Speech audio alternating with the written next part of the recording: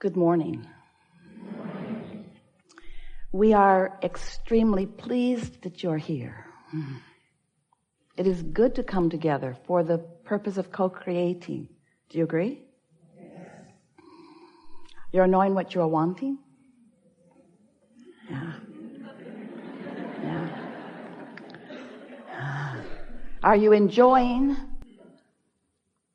the desire? That's the part that matters the most.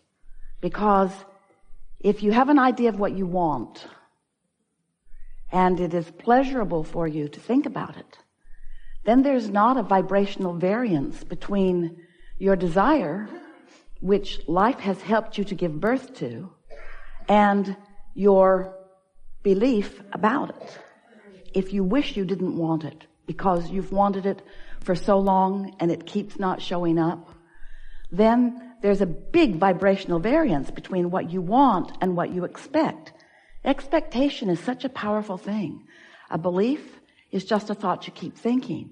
An expectation is a thought that you've thought about so much and kept active in your vibration for so long that you just keep realizing it. Law of attraction just keeps showing you versions of it until you say, see, that's why I believe it. I believe it because it's true. And we say, no, it's true because you believe it. You say, no, I'm sure that I believe it because it's true. I've been a collector of information, Abraham. I've been living my life and I'm just not good at that. Or these things that I want just don't come to me. And we say, but the reason they don't is because you think they don't. And you say, yeah, but I think they don't because they don't. And we say, yes, but they don't because you think they don't. You say, no, I didn't think they wouldn't until they didn't. And since they aren't coming, now I think they're not coming. And we say, well, somehow you've got to figure out how to break that cycle, because the universe is not giving you what you're saying with your words. The universe is giving you what you're offering vibrationally. And what you're offering vibrationally, in other words, the universe is giving you what you mean. The universe is giving you what you expect. The universe is giving you what you've practiced thinking about. And so we get it, that it's not the easiest thing in the world. In fact, it might be one of the hardest things in the world to think differently than what is.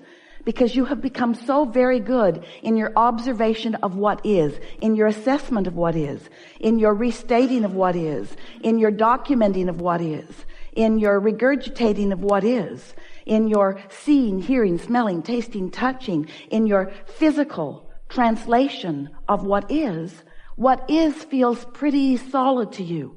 But we want you to know it isn't solid, it's changing all the time. But in many cases, it's just changing to more of the same because that's what you're thinking about. Do you get that? It's not holding steady. It's changing to your current expectation. But if your current expectation is just like the one you had yesterday and the one you had the day before and the one you had the day before, then it holds steady and you say, see? That's why I believe it. I believe it because that's how it is. And we say, no, it is because that's what you believe. Oh, not that again, please, not that again. So we want to help you to realize that you are so much more than this physical being that you know as you, this magnificent physical being that you know as you, that you are an extension of source energy, and that source energy part of you exists even now. All of you didn't come forward into this personality. The larger part of you remains as this eternal consciousness, non-physically focused, pure positive energy. But here you are in this body, in this personality, and most important, in this current opinion, in this belief, in this expectation. Here you are offering a vibration that law of attraction is responding to. But the most important thing to realize about that is that the reason that you feel the emotions that you feel is because that inner being part of you, that source energy part of you, that non-physical part of you, that eternal, always eternally being part of you is having right here, right now, an opinion right here, right now about the very same thing that you're having an opinion about right here, right now. In other words, when you see that guy and you just hate that guy, so annoying in this way and this way and this way, the reason that you feel the discomfort that you would call hatred or whatever it is that you're feeling, is because the source within you feels differently. Once we got Esther's attention about that, she said to us a few hundred times, Abraham, you clearly need more information about this. I'm sure if you knew what I know, you would not be sitting on your airy fairy cloud. If you knew what I know, you would feel about this like I feel about this.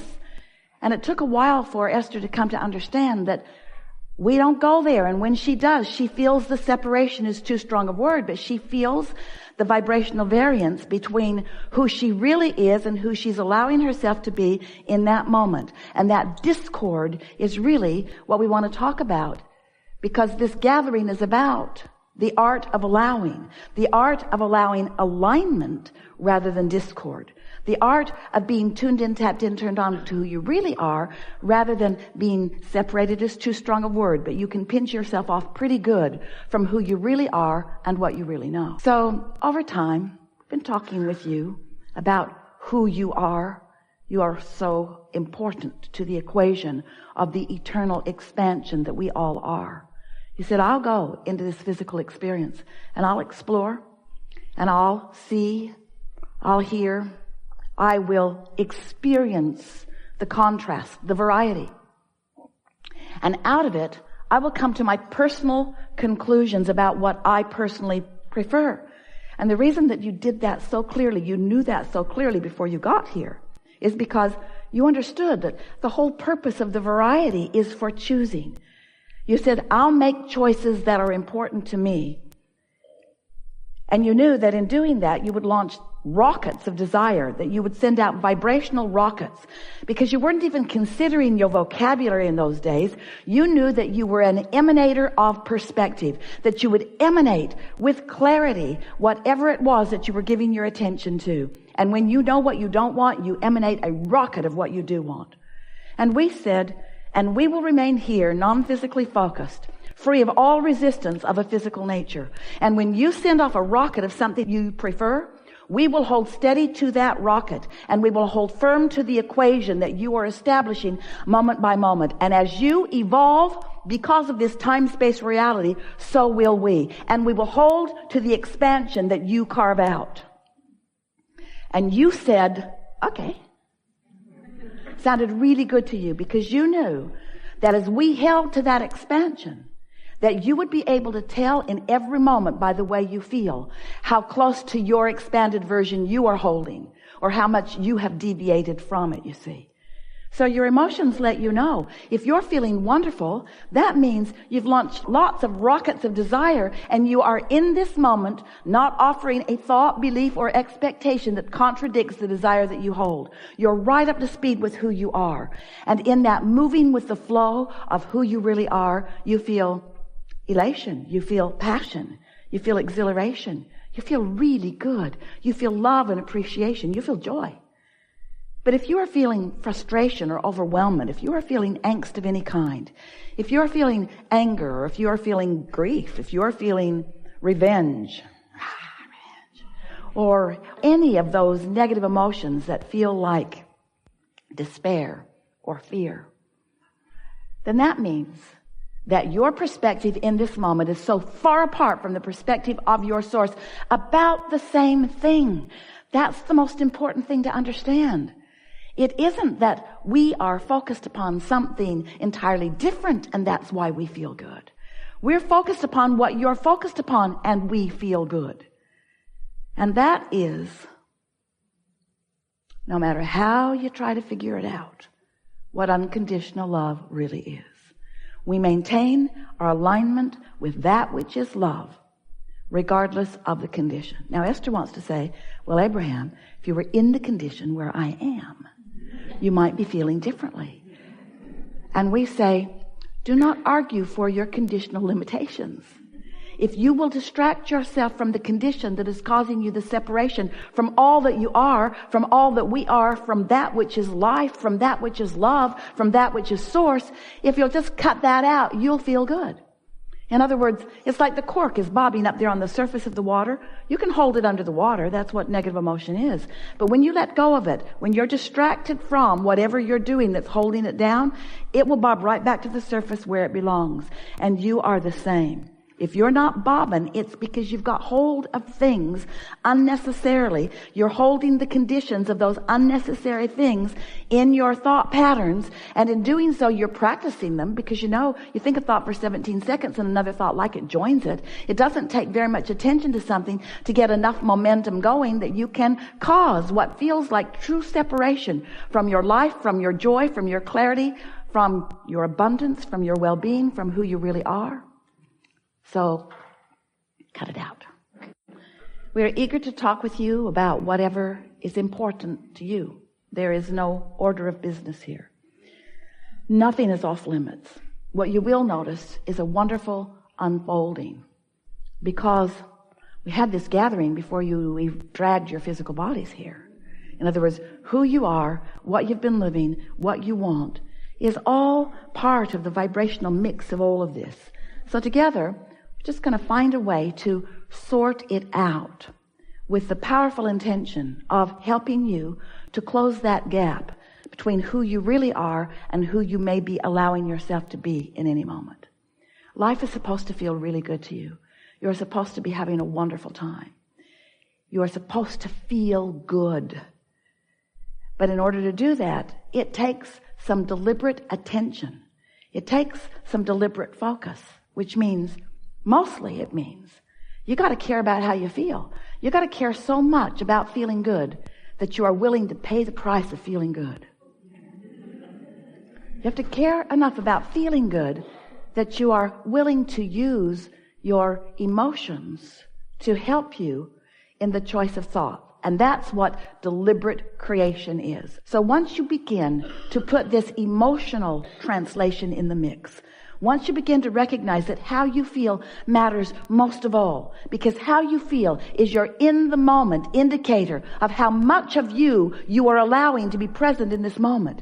If you knew how much backup you've got, if you knew how many advocates you have advocating on your behalf, you see, we know everything that you're asking for and where it is and what the path of least resistance to it is. We know where everything you want is and where you stand in relationship to it. That's a good thing. It's a good thing for you to know somebody who knows that, you see. But you've got to be in a place where you can receive. Esther says, oh, but Abraham, you and Jerry, all you dead guys, there's no such thing as that. You are so subtle now. You are so subtle. I have to tune myself so precisely to your frequency in order to hear you. Can't you be less subtle? And we say, tuning is subtle. Tuning to the frequency of who you are and what you want, it takes some practice. But it's an easy thing to do if you care about how you feel. Because if you care about how you feel, you're just not going to entertain those thoughts that don't feel good. You're just going to find yourself more and more shying away from them, which is to say shying away from or toward something else. In other words, there's no such thing as exclusion in this attraction-based universe. You sort of kind of get that? There's no such thing as no. When you look at something that you really want and you say yes to it, you are including something that you want in your vibration. But when you look at something that you don't want and you feel that resistance well up in you and you are saying no to this thing you do not want, what you're actually doing is saying yes to this thing you do not want. Because attention to the subject is what causes you to be the inviter, the receiver, the realizer, the creator of it, you see. So, what do you want to talk about? There's a lot of trouble in this room. We're going to have a really good day. Just relax and know that you're going to get this.